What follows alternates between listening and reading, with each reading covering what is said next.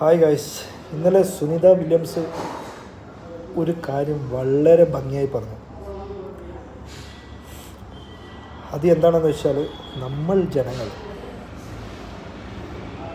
എല്ലാവരും രാഷ്ട്രീയത്തിൻ്റെ പേരിലും ജാതിയുടെ പേരിലും മതത്തിൻ്റെ പേരിലും കളറിൻ്റെ പേരിലും അടികൂടിക്കൊണ്ടിരിക്കുന്ന സമയമാണ്. അപ്പോഴാണ് ഈ സുനിത വില്യംസിൻ്റെ ഈ ഗ്രേറ്റ് മെസ്സേജ് നമ്മളെല്ലാവരും ഓർത്ത് വെക്കേണ്ടത്. എന്താണെന്ന് വെച്ചാൽ, നമ്മളെല്ലാവരും ഒന്നാണ്. നമ്മൾ ശ്വസിക്കുന്ന വായു, നമ്മൾ കുടിക്കുന്ന വെള്ളം, നമ്മളീ കാണുന്ന ലോകമെല്ലാം ഒന്നാണ്. അപ്പം നമ്മൾ എന്തിനാണ് ഇവിടെ അടിപിടി കൂടുന്നത്? നിങ്ങൾ ഓരോരുത്തരും മനസ്സിലാക്കുക.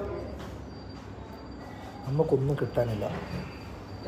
നമ്മൾ ജാതിപരമായിട്ടും മതപരമായിട്ടും രാഷ്ട്രീയപരമായിട്ടും നമ്മൾ വിഭജിക്കപ്പെട്ടിരിക്കുകയാണ്.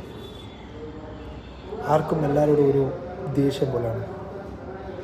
ഹിന്ദുവിന് മുസ്ലിമാൻ്റെ മുഖത്ത് നോക്കുമ്പോൾ ഒരു ദേഷ്യം, അത് മുസ്ലിമിന് ഹിന്ദുവിൻ്റെ മുഖത്ത് നോക്കുമ്പോൾ ഒരു ദേഷ്യം, അതുപോലെ ഹിന്ദുവിന് ക്രിസ്ത്യൻ്റെ മുഖത്ത് നോക്കുമ്പോൾ ഒരു ദേഷ്യം. അത് എന്താണെന്നറിയില്ല. ഇപ്പം നടന്നുകൊണ്ടിരിക്കുന്ന ട്രെൻഡാണത്. പക്ഷെ നിങ്ങളൊന്നും മനസ്സിലാക്കണം,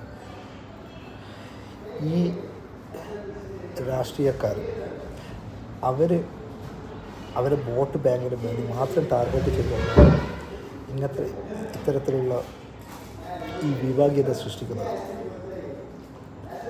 അത് അവർക്ക് ഗുണം ചെയ്യും, നമുക്ക് ഗുണം ചെയ്യില്ല. നിങ്ങൾ സിമ്പിളായി ഒരു കാര്യം മനസ്സിലാക്കുക.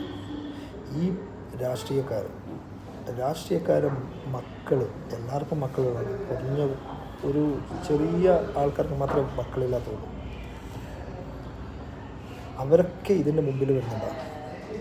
ഇതുപോലെ എന്തെങ്കിലും പ്രശ്നത്തിന് അവർ അഴിച്ചുവിടുന്ന ഓരോ അജണ്ടയുടെയും ബാക്കിൽ അവരെ മക്കളുണ്ടാവും.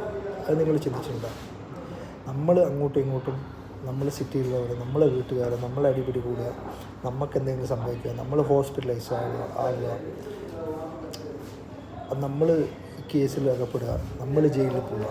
അതിൻ്റെ ബാക്കിൽ നമ്മളെ ഫാമിലി പാവം, അവർ എത്രയോ കഷ്ടപ്പെട്ട് നമ്മൾ ഇത്രയും പോറ്റി വലുതാക്കി, പിന്നെയും നമ്മളെ ഇതിൻ്റെ ബാക്കിൽ ഓടിക്കൊണ്ടിരിക്കുക.